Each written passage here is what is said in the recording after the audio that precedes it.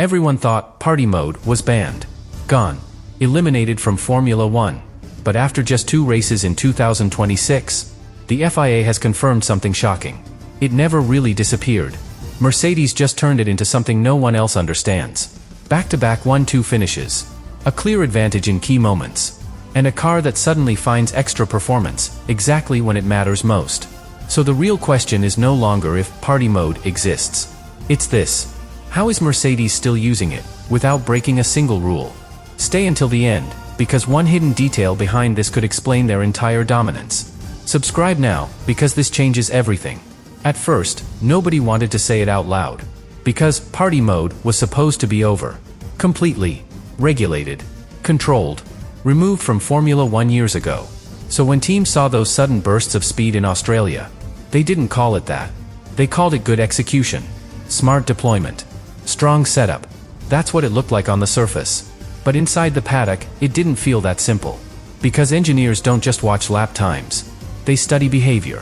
When performance appears, how long it lasts, where it happens. And with Mercedes, something stood out immediately.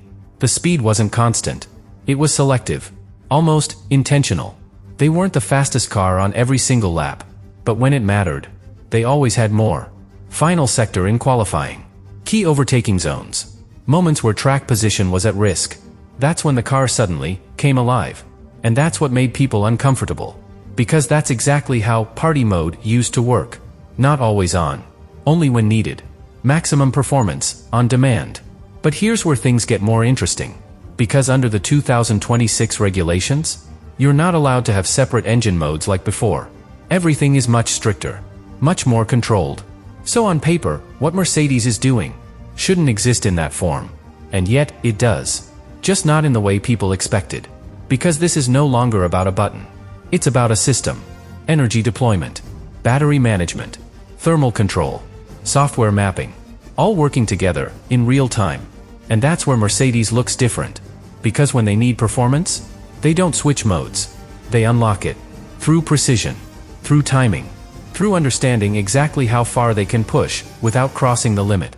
And that's something no regulation can easily stop. Because it's not a feature. It's behavior. And behavior is much harder to control. But here's the key moment. The moment teams started to connect the dots. China.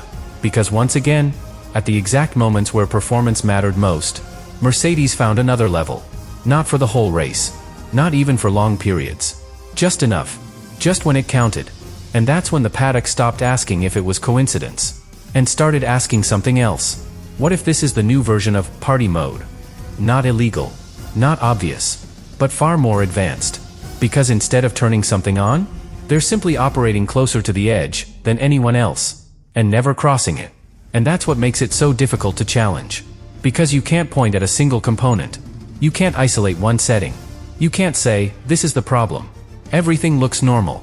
Everything passes inspection. But the result is still different. And that's where the FIA's confirmation changes everything. Because now, it's clear that within the rules, there is room. Room to extract more performance. If you understand the system better than everyone else. And right now, Mercedes clearly does. But this still leaves one critical question. Because if this is all legal, if this is all within the regulations, then why can't anyone else do the same? And that answer is where this story becomes even more uncomfortable. And this is where the answer starts to reveal itself. Because it's not that other teams can't do it. It's that they don't fully understand how to do it yet. And in this era of Formula One, that difference is everything. Because what looks like a simple burst of speed is actually the result of multiple systems working together. Perfectly. Combustion. Electrical deployment. Energy recovery. Cooling. Software decisions made in milliseconds. All synchronized. All optimized. And if even one of those elements is slightly off, the entire effect disappears. That's the level Mercedes is operating at. Not just fast. Precise. Because think about what that really means. To extract that extra performance, even for a few seconds, you need absolute confidence. Confidence that the battery won't overheat. That the system won't fail. That you're not exceeding limits that could cost you later in the race. And that's exactly where other teams are struggling. Because they don't know where that limit truly is. So they play it safe. They hold back. They protect the system. And in doing that, they lose performance. Meanwhile, Mercedes is doing the opposite. They are using everything, right up to the edge, and stopping just before it becomes a problem. Every time. And that's not luck. That's knowledge. That's data. That's experience no one else has yet. But here's where it gets even more uncomfortable. Because this advantage didn't start in Australia. It didn't start in China. It started months earlier. In testing. In development. When Mercedes was already running a more advanced version of their system, while others were still using safer configurations. Learning. Adapting. Trying to understand the new rules.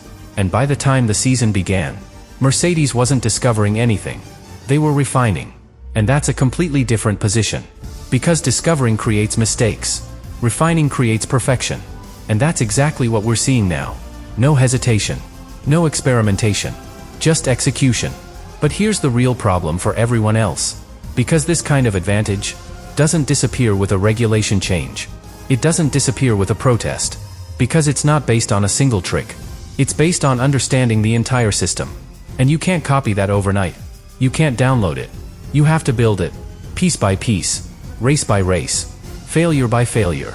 And by the time you get there, the team ahead has already moved further. That's the cycle. And that's what makes this so dangerous. Because what looks like a small advantage today can become dominance tomorrow. And that's exactly what we're starting to see. But here's the final piece. Because even with all of this, even knowing how Mercedes is doing it, there's still one question left. One question that defines everything moving forward.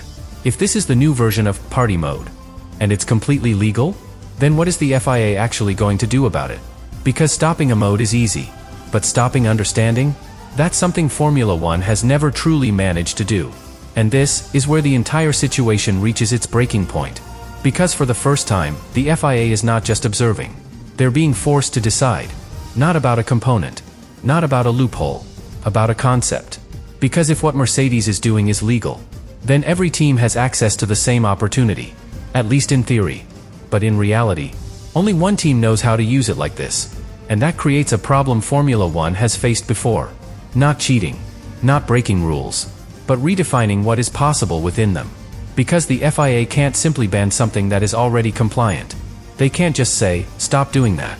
When that is just better execution, better understanding, better control. And that's what makes this moment so difficult.